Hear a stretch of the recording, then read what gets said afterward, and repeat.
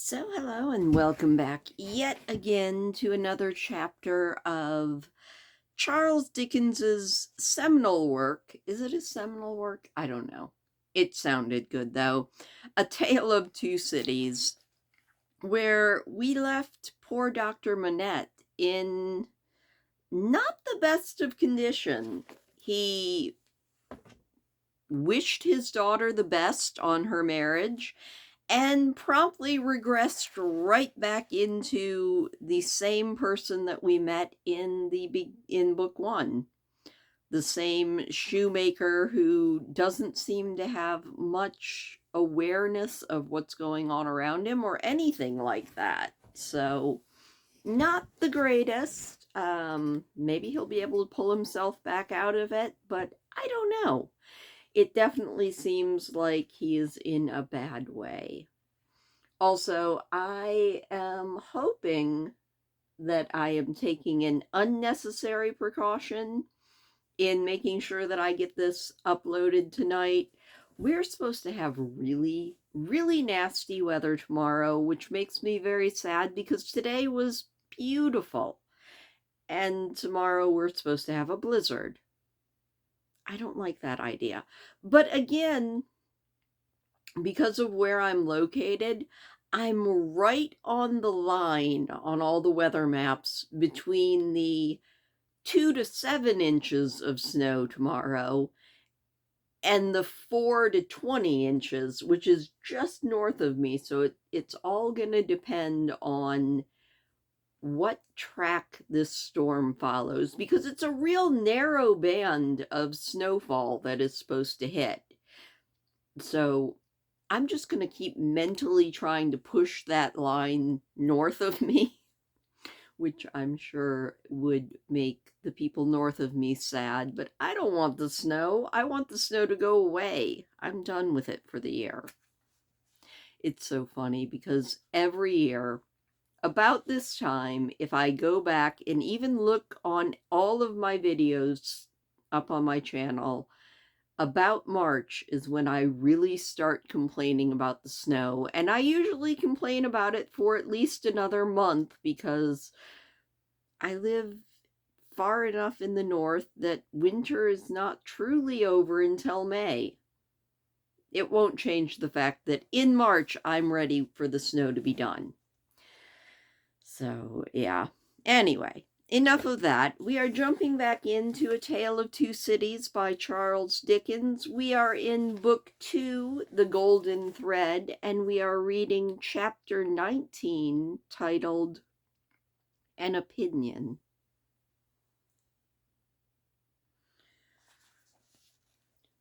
Worn out by his anxious watching, Mr. Lorry fell asleep at his post.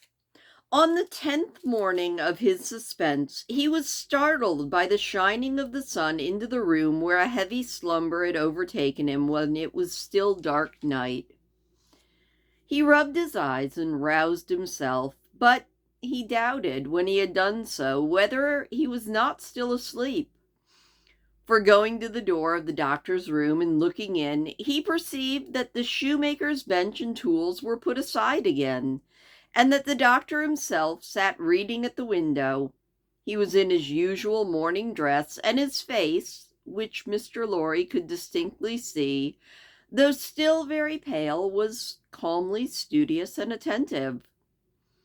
Even when he had satisfied himself that he was awake, Mr. Lorry felt giddy and uncertain for a few minutes whether the late shoemaking might not be a disturbed dream of his own, for did not his eyes show him his friend before him in his accustomed clothing and aspect, and employed as usual?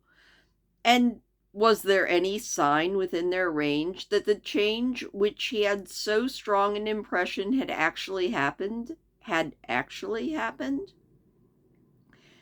It was but the inquiry of his first confusion and astonishment. The answer was obvious. If the impression were not produced by a real corresponding and sufficient cause, how came he, Jarvis Lorry, there?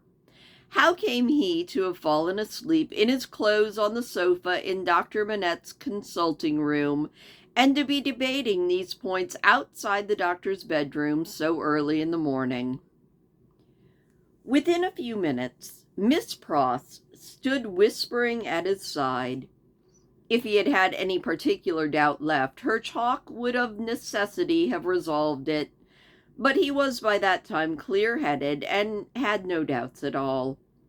He advised that they should let time go by until the regular breakfast hour, and should then meet the doctor as if nothing unusual had occurred. If he appeared to be in his customary state of mind, Mr. Lorry would then cautiously proceed to seek direction and guidance from the opinion he had been, in his anxiety, so anxious to obtain. Miss Pross, submitting herself to his judgment, the scheme was worked out with great care. Having abundance of time for his usual methodical toilette, Mr. Lorry presented himself at the breakfast hour in his usual white linen with his usual neat leg. The doctor was summoned in the usual way and also came to breakfast. So far as it was possible to comprehend him without overstepping those delicate, gradual approaches which Mr. Lorry felt to be the only safe advance, he at first supposed that his daughter's marriage had taken place yesterday. An incidental allusion, purposely thrown out to the day of the week and the day of the month, set him thinking and counting, and evidently made the doctor uneasy. In all other respects, however, he was so much himself that Mr. Lorry determined to have the aid that he sought, and that aid was his own. Therefore, when the breakfast was done and cleared away, and he and the doctor were left together, Mr. Lorry said, "My dear Manette, I am anxious to have your opinion in confidence on a very curious case, in which I am deeply interested. That is to say, it is curious to me. Perhaps to your better information it will be less so." Looking down at his hands, which were discolored by his work lately, the doctor looked troubled and listened attentively. He had already looked at his hands more than once. "Dr. Manette," said Mr. Lorry, touching him affectionately on the arm, "this case is the case of a particularly dear friend of mine. Pray give your mind to it, and advise me well for his sake, and above all for his daughter's.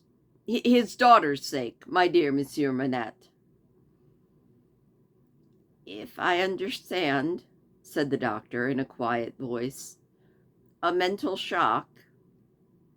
Yes." "Be explicit," said the doctor. "Spare no detail." Mr. Lorry could see that they understood one another and proceeded. "My dear Manette, it is the case of an old and a prolonged shock, of great acuteness and severity to the affections and the feelings, as you say, the mind. It is the case of shock under which the sufferer was borne down, one cannot say for how long, because I believe he cannot calculate the time himself, and there is no other means of getting at it. It is the case of a shock from which the sufferer recovered by a process he cannot trace himself, as I once heard him publicly relate in a very striking manner. It is the case of a shock from which he has recovered so completely as to be a highly intelligent man, capable of close application of the mind and great exertion of the body, and constantly making fresh additions to his knowledge, of which he already had a lot. But unfortunately there has been—" He paused and took a breath. "A relapse." The doctor very quietly asked, "Of how long duration?" 9 days and nights." "How did it show itself?" "I infer," said the doctor, glancing at his hands again, "in the resumption of some old pursuit connected with the shock." That is a fact. Now, did you ever see him, said the doctor, distinctly and collectedly, though still in a low voice, engaged in that pursuit originally? I did, once. And when the relapse fell on him, was he in most respects, or in every respect, as he was then? I think he was in all respect. You spoke of his daughter. Does his daughter know of this relapse? No, it has been kept from her, and I hope will always be kept from her. It is known only to myself and to one other who may be trusted. The doctor grasped his hand and said, "That was very kind. That was very thoughtful." Mr. Lorry grasped his hand in return, and neither spoke for a while. "Now, my dear Manette," said Lorry at length, in his most considerate, affectionate way, "I am a mere man of business, and unfit to cope with such intricate, difficult matters. I do not possess the kind of information necessary. I do not possess the kind of intelligence I want for guidance.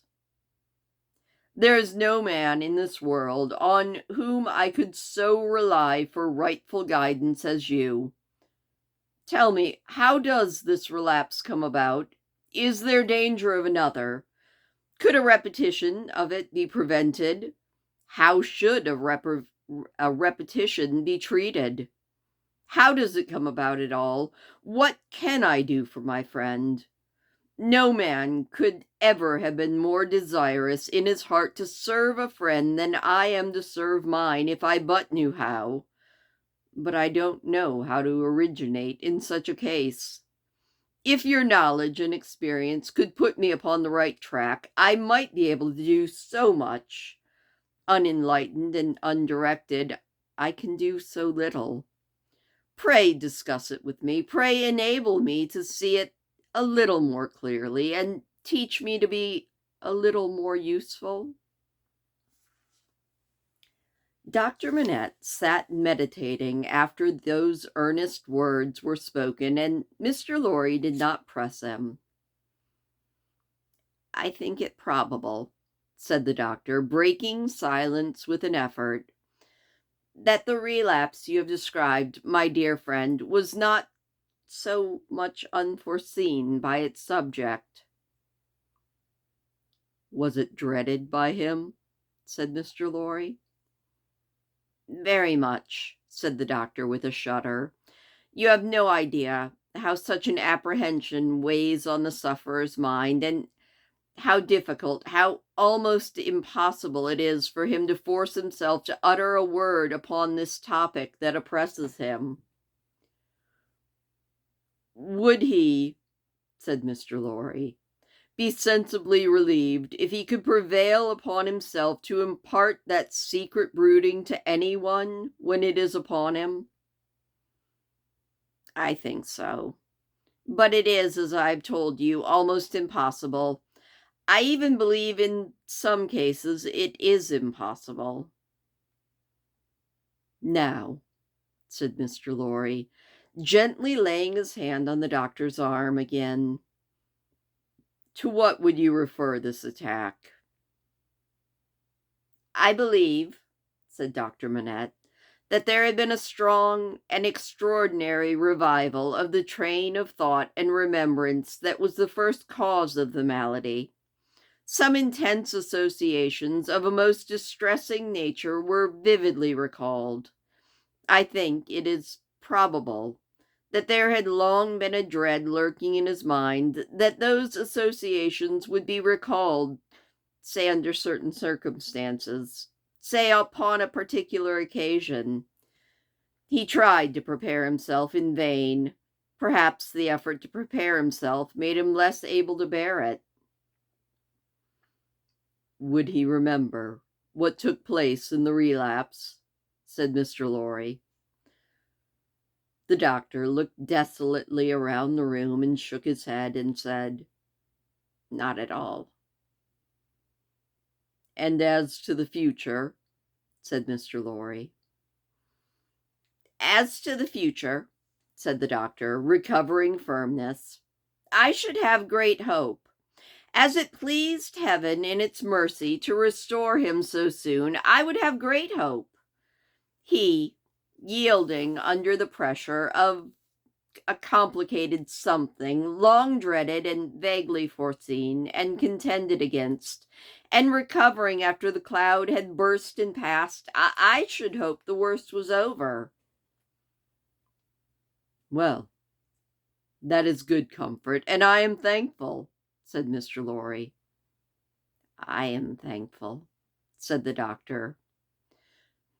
There are 2 other points, said Mr. Lorry, on which I am anxious for instruction. May I go on?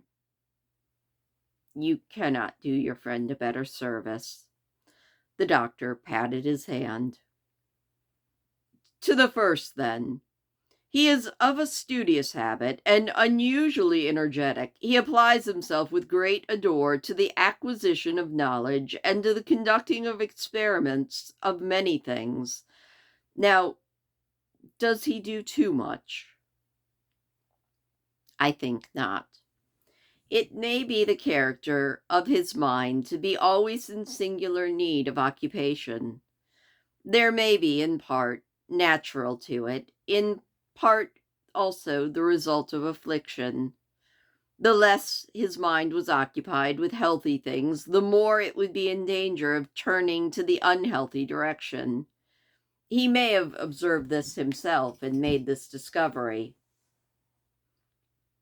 You are sure he is not under too great of a strain? I think I am quite sure of this. My dear Manette, if he were overworked now. My dear Lorry, I doubt that could easily be.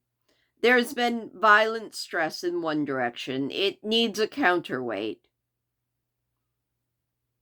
Please excuse me, as a persistent man of business. Assuming for the moment he was overworked, it would show itself in some renewal of his disorder? I do not think so. I do not think, said Dr. Manette, with the firmness of self-conviction, that anything but the one train of association would renew it. I think that henceforth nothing but some extraordinary jarring of that cord could renew it. After what has happened, and after his recovery, I find it difficult to imagine any such violent sounding of that string again. I trust, and I almost believe that the circumstance likely to renew it will never happen again. He said this with the diffidence of a man who knew how slight of a thing would overset the delicate organization of the mind, but with the confidence of a man who had slowly won his assurance out of personal endurance and great distress. It was not for his friend to abate that confidence. He professed himself more relieved and encouraged than he truly was, and approached his second point. He thought this was the most difficult of all, but remembering his old Sunday morning conversation with Miss Pross, and remembering what he had seen during the last 9 days, he knew he must broach it. The occupation resumed under the influence of this passing affliction that he so happily recovered of, said Mr. Lorry. We will call it blacksmith's work. Blacksmith's work. We will say, to put a case, and for the sake of illustration, that he had been used in his bad time to work at a little forge. We will say he was unexpectedly found at his forge again. Is it not a pity that he should keep the forge near him? The doctor shaded his head with his hand and beat his foot nervously on the ground. He has always kept it by him, said Mr. Lorry. Now, would it not be better that he should let it go? Still the doctor, with his shaded forehead, beat his foot against the ground. "You do not find it easy to advise me," said Mr. Lorry. "I quite understand it to be quite the question, and yet I think—" And there he shook his head and stopped. "You see," said Dr. Manette, turning to him after an uneasy pause, "it is very hard to explain consistently the innermost workings of this poor man's mind. He once yearned so frightfully for that occupation, and it was so welcome when it came.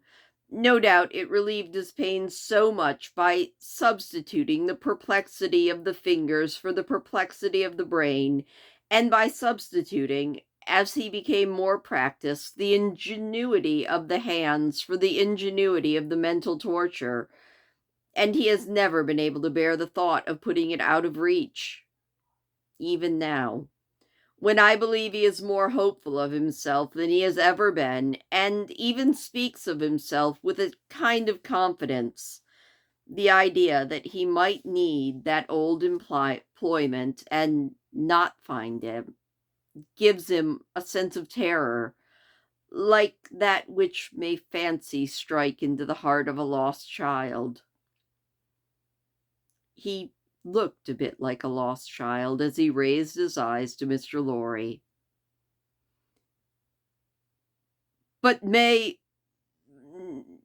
I'm asking for information, as a plodding man of business, who only deals with such material objects as guineas, shillings, and banknotes. May not the retention of the thing involve the retention of the idea? If the thing were gone, my dear Manette, might not the fear go with it? In short, is it not a concession to the misgiving to keep this forge?" There was another silence. "You see, too," said the doctor, "it is such an old companion."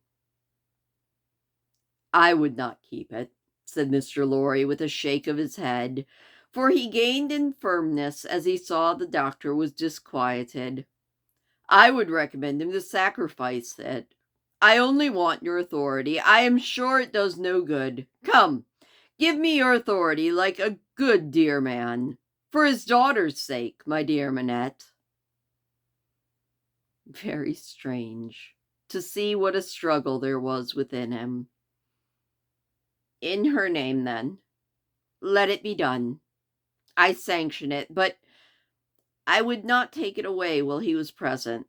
Let it be removed when he is not there. Let him miss his old companion after an absence." Mr. Lorry readily engaged for that, and the conference was ended. They passed the day in the country, and the doctor was quite restored. On the following 3 days he remained perfectly well, and on the 14th day he went away to join Lucy and her husband. The precaution that had been taken to account for his silence, Mr. Lorry had previously explained to him, and he had written to Lucy in accordance with this, so she had no suspicion. On the night of the day on which he left the house, Mr. Lorry went into his room with a chopper, a saw, a chisel, and a hammer, attended by Miss Pross, who was carrying a light. There, with closed doors and in a mysterious and guilty manner, Mr. Lorry hacked the shoemaker's bench to pieces, while Miss Pross held the candle as if she were assisting at a murder, for which indeed, with her grimness, she was not an unsuitable figure. The burning of the body, previously reduced to pieces convenient for this purpose, commenced without delay in the kitchen fire. The tools, shoes, and leather were buried in the garden. So wicked do destruction and secrecy appear honest to mind, that Mr. Lorry and Miss Pross, while engaged in the commission of their deed and the removal of its traces, felt almost looked like they were committing some horrible crime. And that is the end of the chapter, but we do have an illustration of Mr. Lorry and Miss Pross committing their horrible murder of a shoemaker's bench. I think I like that chapter. I don't know if that is the way I would have approached somebody to let them know that they had just had a mental break, but it did seem to work. I also am not sure how well the doctor is going to handle not having his bench. I mean, maybe Mr. Lorry's right. Maybe taking it away is the best thing for him, but it could backfire horribly. I am glad that Dr. Manette was able to regain his composure and not stay as the shoemaker. That would have been terrible for the story. Anyway, that is where we're going to leave it, though. Thank you so much for listening. I am glad. We are definitely getting more into actual story, and I'm very grateful for that. So hopefully it keeps up and we don't go into weird atmospheric stuff with way too many words again. Anyway, please do hit the thumbs up on the way out. It does always make me smile. And hopefully, power and blizzard willing, I will be back tomorrow.